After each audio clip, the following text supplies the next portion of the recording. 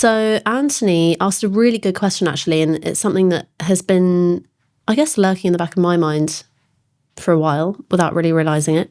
So Anthony goes, I'm pondering whether an emotionally engaged relationship with soil and sea should be an essential part of early learning curriculum.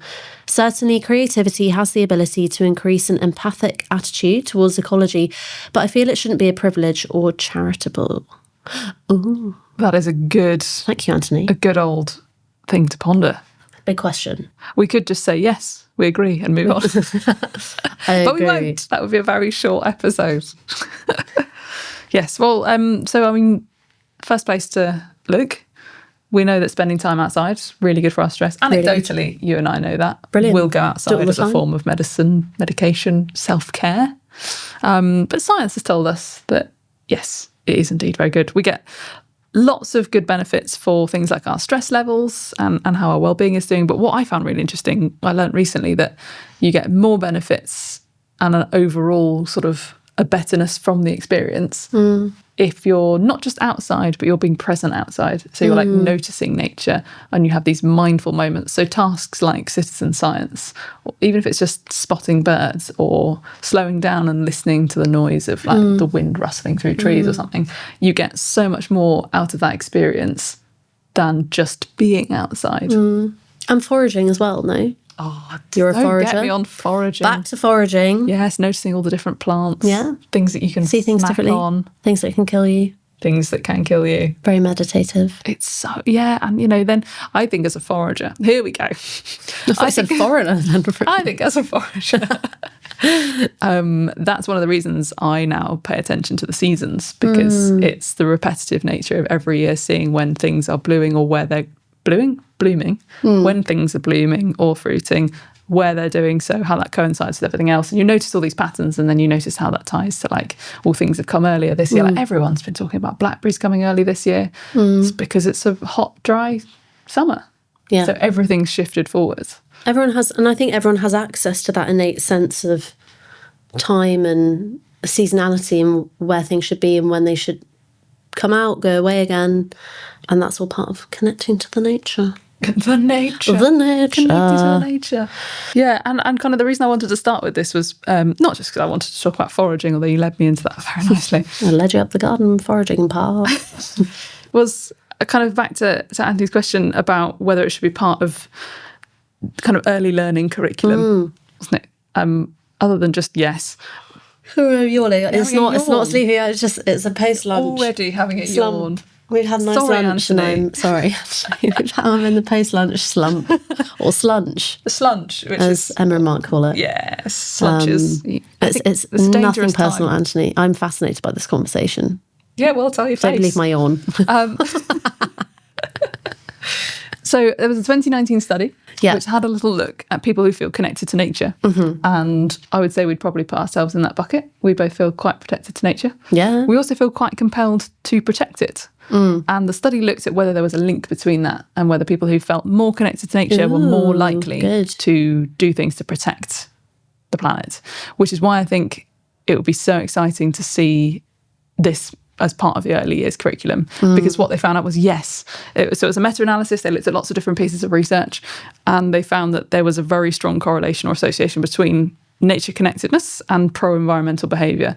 And it's not just that the people were self-reporting, like, yes, I feel connected to nature and yes, I do pro-environmental things. They also looked at observed behaviour, so they were watching what people do and the intentions behind the behaviour as well, because sometimes you can think you're doing pro-environmental behaviours without actually, it might not be something that actually is good, but the intention is there to protect nature. Well, you protect what you love, right? Yeah.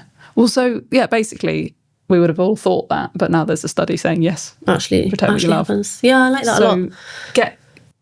Getting that into the early years curriculum or early learning would be, hopefully, an amazing mechanism for breeding more folks. Breeding's not the right word. Inspiring. We want to breed a whole new generation. Okay. Getting more people invested. Yeah, that's good. Anthony, I wasn't sure what age range you meant by early years curriculum, but it reminded me of the fact that we are soon to be expecting the GCSE.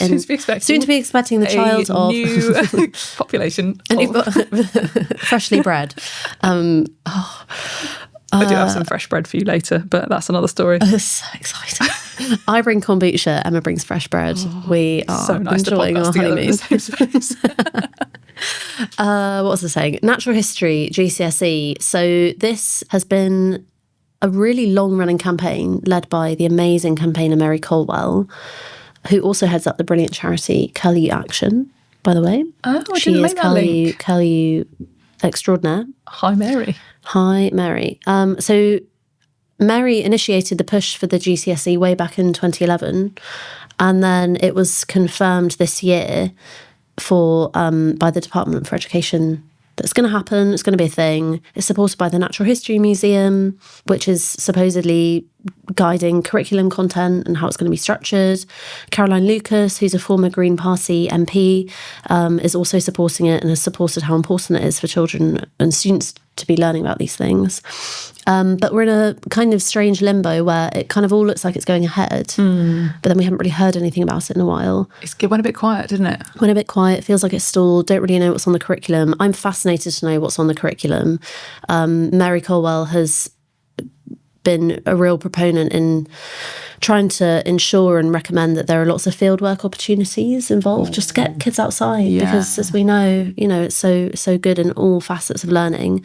There was a study in the Journal of Environmental Psychology earlier this year that found that feelings of awe and inspiration and love are all important and central to nature connectedness experiences.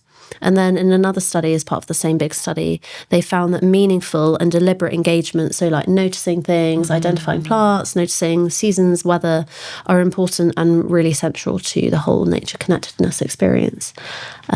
Which is nice, amazing to see the word love in a hard scientific peer-reviewed journal, by the way. Big fan of that. Big taboo. I like that a lot.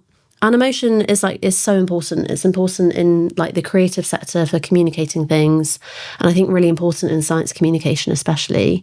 It has massive influence on learning, information recall, reasoning, problem solving, especially attention. If you feel emotionally connected to something, you're going to pay it way more attention, and that feeds back into what you were saying about protection and protecting it. So yeah, hopefully, Anthony. Those are our musings. Those are our musings, and it would be amazing if there was can you imagine if there was a module on the GCSE that was on emotion?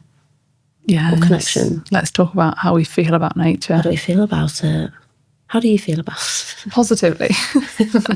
Positively, spiffingly brilliant. Yeah. No, really good question. We're watching and waiting with regards to the GCSE. Yes. Where's the A-level, by the way? Yeah, true.